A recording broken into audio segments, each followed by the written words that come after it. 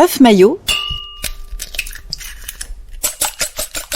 le podcast native qui vous met l'eau à la bouche. Située au cœur du bois de Vincennes, la ferme de Paris, qui s'étend sur 5 hectares, est une ferme pédagogique et environnementale ouverte au public depuis 1989. Le site permet de découvrir à petite échelle les cultures et les élevages traditionnels de la région Île-de-France. Visite aujourd'hui de la ferme de Paris avec Sonia Sarmiento, responsable d'exploitation. Nous allons parler d'alimentation durable, de permaculture, de formation et d'ateliers, bien sûr d'agriculture urbaine. Bonjour. Bonjour. Avant d'être baptisée ferme de Paris, celle-ci portait le nom de Georges Ville, agronome du 19e siècle. Quelle est l'histoire de ce lieu et de cet agronome ? Alors, en fait, fin 19e, effectivement, ce monsieur Georges Ville était agronome et pharmacien. Et en fait, on est sur son ancien site de test et d'expérimentation. Et à l'époque, il travaillait donc sur les engrais chimiques et les amendements.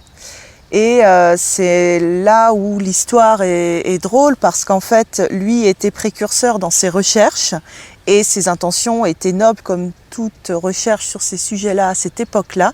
L'idée, c'était effectivement d'accroître les rendements pour gérer la faim dans le monde, etc. Et aujourd'hui, on connaît toutes les répercussions de ces utilisations à outrance et aujourd'hui, on est complètement à l'envers et on est en permaculture sans aucun produit. Et c'est drôle parce qu'on est sur un site historique qui a travaillé dans un sens et aujourd'hui, nous, on prône complètement l'autre direction. En 1989, Jacques Chirac, alors maire de la ville de Paris, décide de faire racheter la ferme par l'espace municipal afin de rapprocher les Parisiens de la terre. Est-ce que c'est toujours un des objectifs actuels 30 ans plus tard ? Alors oui, complètement. C'est vrai qu'on a toujours travaillé sur cette connexion entre le monde rural, le monde citadin, pour bien reconnecter les petits citoyens au bien manger, au monde rural, pour faire sens sur ce qu'ils ont dans leur assiette. Avec le temps, c'est plutôt les types de consommation qui ont évolué et qui ont évolué dans les différents messages pédagogiques qu'on donne et qu'on diffuse. Je m'explique, en fait, avant c'était simplement important de montrer qu'un steak venait d'une vache. Je caricature, mais on était vraiment sur ces messages-là et c'était déjà très important. Et puis de montrer également que les céréales, avant d'être dans un bol avec du lait, ce sont des épis de blé tout simplement dans les champs. Mais aujourd'hui, on va au-delà de cela. Aujourd'hui, on va plutôt parler de comment la céréale et du coup la protéine végétale peut combattre le réchauffement climatique parce qu'il y a une vraie connexion. D'un écosystème. Exactement. Et aujourd'hui, on est toujours à reconnecter le petit citoyen, le petit citadin à son assiette, mais on n'est plus du tout sur les mêmes messages derrière et sur les mêmes aliments. L'agroforesterie a vraiment repris ses vraies fonctions à la campagne. Ah, effectivement. Alors l'agroforesterie et tout ce qu'on appelle aussi l'agroécologie de manière plus large, parce que l'agroforesterie, c'est de l'agroécologie dans un système avec de l'arbre. Mais quand on est maraîcher, on peut faire de l'agroécologie même si on n'a pas d'arbres sur notre site. C'est-à-dire qu'on sort de la culture intensive pour Exactement. revenir à des pratiques ancestrales. Voilà, tout à fait. Et toutes ces notions de polyculture élevage qui se sont perdues avec le temps parce qu'on était dans la course au rendement, eh bien aujourd'hui, les agriculteurs, ce sont vraiment plus du tout les mêmes agriculteurs qu'il y a 30 ans, qu'il y a 20 ans ou qu'il y a 50 ans. Ils sont tous sensibilisés et c'est vrai que l'agriculture d'aujourd'hui n'a rien à voir et les mentalités ont vraiment beaucoup évolué. Et quels sont les autres objectifs de votre ferme ? Alors, on a donc toujours cette connexion à l'alimentation durable dans ce souhait de bien montrer que en tant que citoyen, lorsqu'on achète des produits pour manger, on a un vrai impact sur le réchauffement climatique ou alors juste sur comment réduire cet impact de l'homme face aux ressources mondiales, etc. Donc voilà, notre objectif principal n'est plus de simplement reconnecter à l'alimentation, c'est d'ouvrir les esprits à, en tant que citoyen, mes choix d'alimentation ont un impact sur le monde, la ressource, etc. À côté de cela, on a aussi d'autres sujets comme la permaculture, l'agroécologie justement. On travaille aussi à montrer pas forcément que les produits finis, mais comment aussi, même dans un tout petit jardin à Paris, on peut mettre en place des pratiques qui soient respectueuses de l'environnement, même si c'est pour produire que 3 salades ou une tomate. Voilà. Vous posez la question, quelle est la place à peu près de l'agroécologie et la permaculture dans votre ferme ? Alors, on essaye autant que faire se peut d'être à 100% permacole et agroécologique, mais concrètement, on a tellement de public qu'on est aussi tenu par des contraintes pour vraiment garantir la sécurité sanitaire comme on a des animaux pour notre public. Donc en fait, on est contraint à maintenir des chemins qui soient toujours propres, qui soient toujours aussi accessibles aux PMR, etc. Donc c'est vrai qu'on ne peut pas faire comme si on était un agriculteur à la campagne où on a simplement un objectif de produire.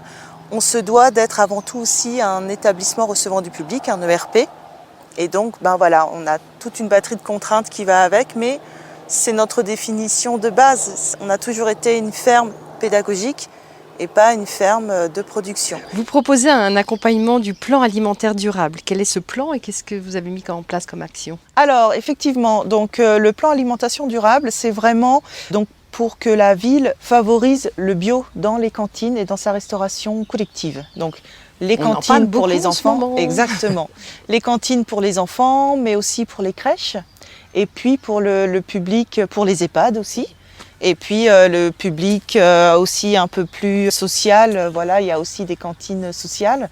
Donc voilà, donc l'idée c'est de favoriser le bio. Donc nous, en fait, on est cette interface avec le public, mais on forme aussi les agents de la ville justement à l'intérêt de manger bio par rapport à l'environnement pour que les agents ensuite puissent rediffuser ces informations auprès de leurs convives. Concrètement, on ne pourrait pas intervenir vers tout le monde puisqu'on est une petite équipe et qu'on a un petit site qui est excentré. Il faut propager la bonne parole. Exactement. Donc en fait, nous, on va sensibiliser ce qu'on appelle des publics relais et qui, eux, sont en interface avec le public. Donc l'intérêt de la ville de Paris, c'est d'offrir à travers ce plan une alimentation de qualité vers tous les Parisiens, mais c'est aussi vraiment prendre parti pour l'environnement. Et nous, les formations que l'on diffuse, c'est vraiment pour faire comprendre aux convives que manger bio, c'est bien pour soi, mais c'est surtout bien pour la planète. Et la ville, là, nous demande, justement, dans cette idée de produire pour le Parisien, elle souhaite que ces espaces, parce elle demande un effort auprès des agriculteurs de la petite couronne, donc elle demande aussi aux agents de contribuer à cet effort collectif. Et du coup, ça prend sens parce que concrètement, la ville demande aux citoyens et producteurs locaux d'être en bio, mais du coup, elle demande aux agents aussi de prendre parti dans ce nouvel objectif. Et donc, c'est pour ça que là, nous, on est en train de lancer une parcelle maraîchère dont les productions, pour le coup, seront à destination des Parisiens. Donc, c'est une parcelle sur laquelle on ne prélèvera pas pour notre public. On prélèvera, oui, je m'entends, oui, ce sera pour du public, voilà, oui, mais qui viendra peut-être en cueillette, mais ce ne sera pas une ferme de cueillette comme on peut l'entendre parce que ce n'est pas possible, on est beaucoup trop petit. Mais concrètement, voilà, soit faire des ventes de paniers sur place, ou soit, là pour le moment, on se dirige plutôt sur du panier solidaire à destination d'associations qui luttent contre la précarité sociale. Vous avez dit que la ferme de Paris accueille près d'une centaine d'animaux et vous prenez la défense du bien-être animal, cause qui nous touche tout particulièrement chez Oeuf-Maillot. Comment ça se traduit dans l'élevage? Alors dans l'élevage, pour nous en tout cas, ça se traduit donc en termes d'espace offert pour les animaux. Donc c'est ce que je disais tout à l'heure, nos pâturages sont très verts. Ça montre que justement chaque animal, même au sein des basses-cours, même avec nos poules, ça veut dire qu'il n'y a pas cette pression de densité d'animaux par rapport à l'espace offert. Et dès que les animaux ont un accès à de l'espace, automatiquement ils sont beaucoup plus sereins et ça va aussi réduire tout ce qui est stress et qui peut du coup engendrer de l'agressivité entre eux. Ou des maladies. Ou des maladies, etc. Donc c'est vrai qu'on a un cheptel qui est relativement sain. Après, c'est clair que comme partout, il y a des petits parasites, mais c'est normal. Qu'est-ce que vous avez comme animaux? Alors, on a donc une basse-cour qui est composée de poules, dindes, oies, canards, mâles, femelles, voilà. On a aussi quelques lapins. Et chez les gros animaux, donc on a des brebis, on a 2 tailles de brebis, un gros gabarit pour montrer aussi concrètement, voilà, une brebis, c'est grand comme ça. Et on a aussi des petites, plus adaptées à l'éco-pâturage, la brebis ouessant. Et on a des chèvres. Et donc là, on est dans l'attente de recevoir de nouvelles truies, des cochons, quoi. La truie, c'est la femelle de la famille cochon. Tout simplement parce que on souhaite vraiment aller jusqu'au bout de la permaculture. Et dans la permaculture, concrètement, on essaye de ne pas utiliser les machines. Donc pour le travail du sol, C'est intéressant de proposer les espaces aux animaux, parce que comme ça l'animal va lui être content d'aller trifouiller la terre. Le cochon, on sait qu'il aime fouiner, c'est dans sa nature, mais concrètement, à travers ce comportement qui chez lui est normal et même épanouissant, il va aider l'agriculteur parce qu'il va justement travailler le sol un peu plus en profondeur. Ça induit le fait de ne plus utiliser les tracteurs. Avoir un poulailler en espace urbain, c'est un élevage qui est, on va dire, relativement simple à mettre en place et qui a un vrai intérêt environnemental.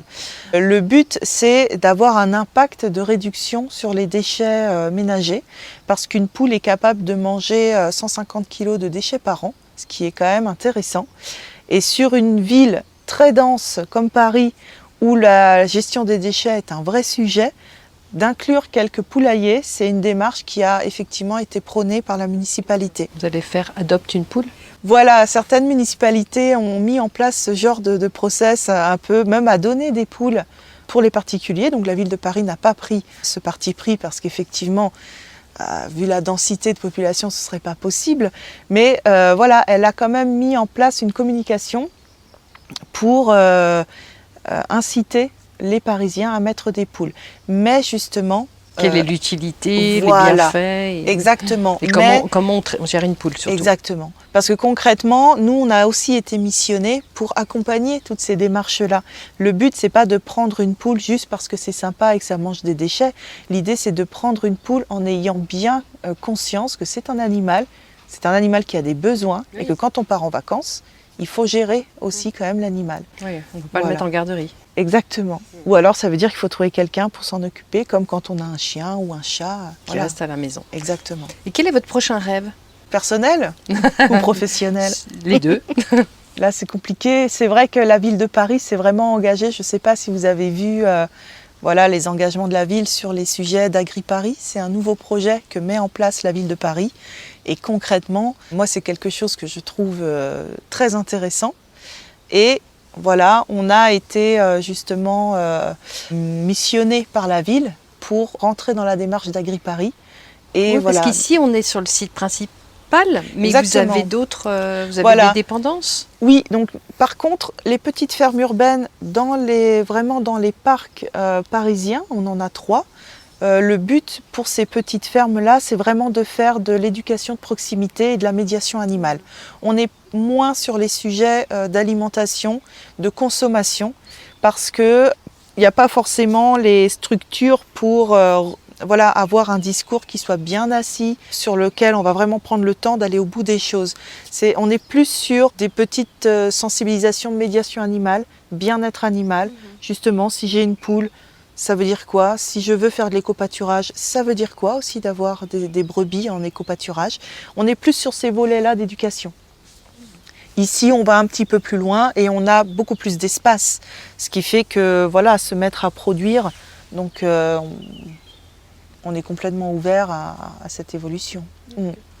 C'est l'accumulation de tous les projets qui font qu'un jour, peut-être, et c'est peut-être là où le rêve peut-être peut prendre forme, peut-être qu'un jour, Paris arrivera à être autonome dans son alimentation, peut-être au moins pour les Parisiens, parce que c'est vrai que dans Paris, le jour, il y a beaucoup de personnes aussi qui viennent, on n'est pas sur une même population de vrais résidentiels et de personnes qui viennent travailler, mais c'est vrai que c'est un rêve, c'est une utopie, mais plus on développera et plus la ville développera des programmes différents et complémentaires, plus elle arrivera à grimper vers cet objectif. Quel est le projet de Agri-Paris? Alors Agri-Paris, c'est vraiment aller au-delà de juste Paris, de sortir de Paris et d'aider des agriculteurs à s'installer sur l'île de France. Sur l'île de France et puis sur des espaces, parce que Paris a aussi des terres qui ne sont pas que dans Paris intramuros. Voilà. C'est donc aussi aider à installer des agriculteurs pour qu'il y ait une production pour Paris. Parce que quand on parle de produire local ou manger local, pour Paris, vu la densité et le rayon urbain qu'il y a autour, c'est quelque chose de compliqué à mettre en place. Manger local, normalement, dans la définition du terme, local, ça veut dire 80 km autour. Donc c'est possible, mais c'est quand même compliqué. Merci Sonia pour toutes ces informations, toutes ces confidences. On espère que vous allez vite rouvrir pour que le public puisse profiter de ce petit écrin de bonheur. Et à bientôt.